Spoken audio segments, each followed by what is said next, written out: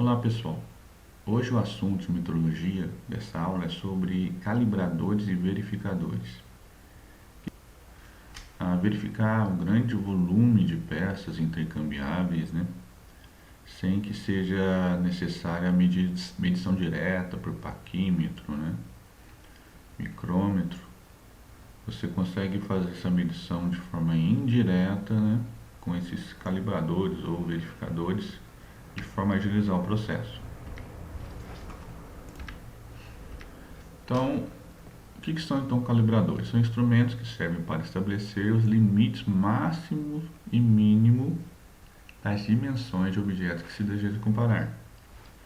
Já os verificadores, servem para se verificar esquadros, raios internos e externos, ângulos, roscas, etc.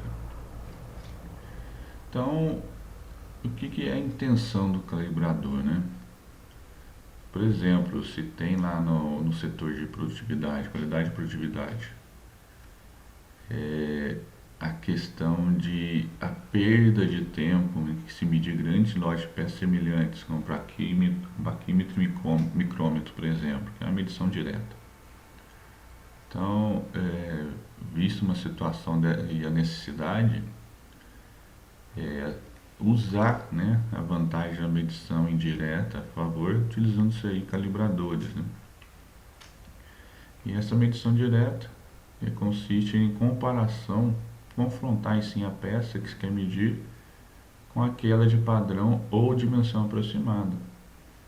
Assim, por exemplo, o eixo pode ser medido diretamente utilizando-se um calibrador de eixo e o furo, comparando aí, com um calibrador tampão, por exemplo. Então, vou mostrar alguns exemplos, para entender melhor esse assunto. Os calibradores são geralmente fabricados de aço carbônico com faces de contato temperadas e retificadas. Os calibradores são empregados nos trabalhos de produção em série de peças intercambiáveis, como eu comentei, que podem ser trocadas entre si e constituirão conjuntos praticamente idênticos. Quando isso ocorre, as peças estão dentro dos limites de tolerância, está dentro do limite máximo e mínimo, ou seja, vamos começar a falar aqui de passa, não passa. Se está dentro da tolerância, então limite máximo e mínimo, então limite passa e não passa é a verificação que se precisa aí. Calibrador tampão é um calibrador para furos. Deve mexer a entrada na extremidade mais longa do tampão, lado passa, mas não a outra extremidade, lado não passa. Então, se um lado passa, outro não passa, é a forma de verificar se está dentro das conformidades. Então, esse calibrador aqui é o 50H7, ISO, ele tem extremidade cilíndrica da esquerda de 50 milímetros exatamente, que deve passar pelo furo, por exemplo,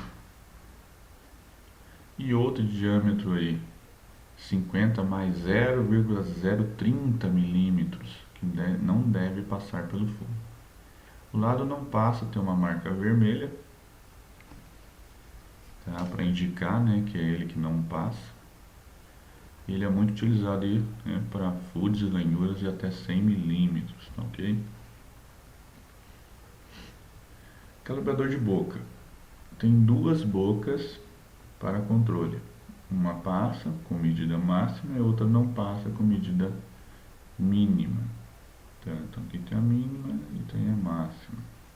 Então o lado não passa, o lado passa. O lado não passa tem chanfros, com marca vermelha. Então o chanfro aqui vai mostrar uma marquinha vermelha. É normalmente utilizado para eixos e materiais planos de até 100 milímetros. Então esse calibrador deve entrar no furo ou passar sobre o eixo por seu próprio peso, sem pressão. Então o lado passa, não passa. Então aqui é a própria pressão, o próprio peso, a força de medição F é o peso do próprio calibrador. Outro exemplo, passa e não passa para eixos. O sentido da força aqui mostrado. Calibrador de boca escalonada. Para verificações com maior rapidez, foram projetados calibradores de boca escalonada ou de bocas progressivas. O eixo deve passar no diâmetro máximo, D máximo, e não passar no diâmetro mínimo. Então aqui na própria boca já tem, você tem o passa e o não passa. Sua utilização compreende dimensões de até 500 milímetros. Então, primeiro passo, segundo não, está verificada aí essa dimensão. Calibrador de boca separada, para dimensões muito grandes. Então aqui a gente tem até 500 milímetros. São utilizados dois calibradores de boca separados. Um passa, outro não passa. Os calibradores de boca separados são usados para dimensões compreendidas de 100 e 500 milímetros também. Então está aqui exemplificado o passa e o não passa mínimo aí. Calibrador chato, para dimensões internas da faixa 80 a 260 milímetros, tendo em vista a redução do seu peso, use o calibrador chato ou calibrador de contato parcial. Então aqui máximo, mínimo, né? Então está aqui um corte transversal para mostrar como que é essa parte aqui abaulada, né? Para dimensões internas entre 100 e 260 milímetros, use-se o calibrador escalonado representado ao lado, né? Então você tem um mínimo, você tem um máximo, passa, não passa, aqui tem um corte dele para mostrar melhor. Calibrador chato ainda para dimensões acima de 260 milímetros, utiliza um calibrador tipo vareta, que são hastes metálicas, né, com as pontas em forma de calota esférica. Então, dentro aí, né, do local que se deseja comparar. Calibrador de boca ajustável. Então esse calibrador resolve aí o problema das indústrias, a questão de como medir. Ao invés de ter vários outros calibradores, você consegue ajustar com blocos padrão, você consegue ajustar os pinos, né, para diferentes medidas, né, do que ter vários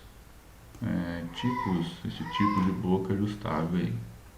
Calibrador tampão e anéis cônicos. As duas peças de um conjunto cônico podem ser verificadas por meio de um calibrador tampão cônico e de um anel cônico. Então está aqui o tampão cônico, né? Tem a referência circular e a peça que você deseja medir. Então aqui também tem o anel cônico, verificação de cidade de uma árvore, por exemplo. Calibrador de rosca. Esse tipo de calibrador serve para a verificação de rosca interna. A extremidade de rosca mais longa do calibrador tampão verifica o limite mínimo. Passa, não passa, né? E ela deve penetrar suavemente sem ser forçada na rosca interna da peça que está sendo verificada. Disse lá do passa, a extremidade de rosca mais curta não passa, verifica o limite máximo aí. Então tem uma ranhura, né, para se eliminar a sujeira aí das roscas, né? E aqui um exemplo. Do lado passa, não passa também. Um M12, né? É métrico 12. E o vermelho para indicar qual lado não passa. É um processo aí usual e rápido, né, de verificação de rosca. Consiste, né, no uso desses calibradores. São feitos de aço, né, temperados e retificados. Obedece dimensões e condições de execução para cada tipo de rosca. E esse calibrador mostrado nas figuras, né? E o outro calibrador aqui é comum também para a questão do tampão, né? Tampão de rosca, servindo aí para verificar a rosca interna. E a extremidade mais longa que se tem aí desse tipo tampão de rosca verifica o limite mínimo, e a mais curta vai verificar o limite máximo aí. Lado passa e lado não passa exatamente. Aqui é um calibrador regulável de rosca. O calibrador de rosca de rolete é geralmente progressiva, que torna a operação mais rápida, não só porque é desnecessário virar o calibrador, como porque o calibrador não se parafusa a peça. Então o calibrador de forma também chamado de ferradura. Você tem 4 segmentos cilíndricos nele, os roletes cilíndricos, né? Os roletes cilíndricos podem ser de roscas ou sulco circulares, cujo perfil e passo são iguais aos do parafuso que se quer verificar. A vantagem sobre o carregador de anéis é que a verificação é rápida, desgaste menor, pois os roletes giram aqui dentro. Regulagem exata, o uso de um só calibrador para vários diâmetros e consegue fazer dessa forma, sem muito problema. E são ajustadas as dimensões máximas e mínimas do diâmetro médio dos flancos. Aqui alguns exemplos de normas: norma alemã, norma NBR, norma americana também, para esses tipos de calibradores, tampões, anéis, de boca, progressivo, passa, não passa, de rosca cilindro, etc. Então vamos agora comentar sobre os verificadores. Temos aqui um exemplo de verificador que é o esquadro de precisão, que é um instrumento em forma de ângulo reto, construído de aço ou granito. Usa-se para verificação de superfícies em ângulo 90 graus. Os esquadros são classificados quanto à forma e ao tamanho também. Temos aqui vários tamanhos. Então, o tamanho é dado pelo comprimento da lâmina da base L1 e L2. Então, temos aí L1 e L2, que é mais ou menos uma tolerância aí para várias medidas em milímetros, de acordo com a norma BNT. Verificadores gabaritos. Então, os gabaritos são instrumentos relativamente simples, né? Geralmente feitos de aço carbono, que pode ser fabricado por próprio mecânico. E formas e tipos variam de acordo com os trabalhos a ser realizados. Você faz o gabarito de acordo com a sua necessidade. Então, são formatos aí padronizados dependendo da escala da produção, etc.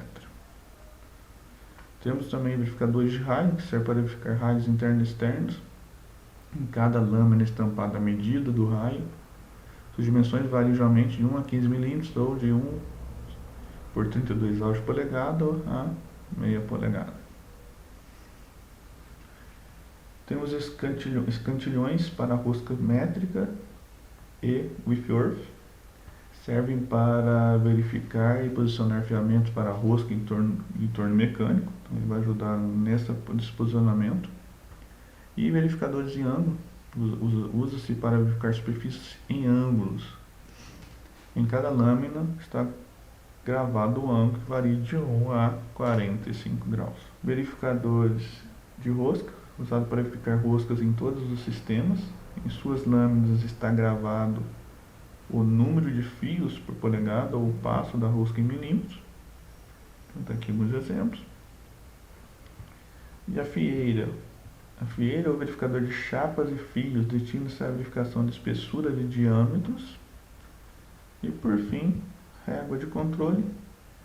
Réguas de controle são instrumentos para verificação de superfícies planas, construídas de aço, ferro fundido ou de granito. Tem régua de fio retificada ou biselada, tem a face retificada, a face arredondada, régua triangular, tem um fio arredondado e régua de superfície plana.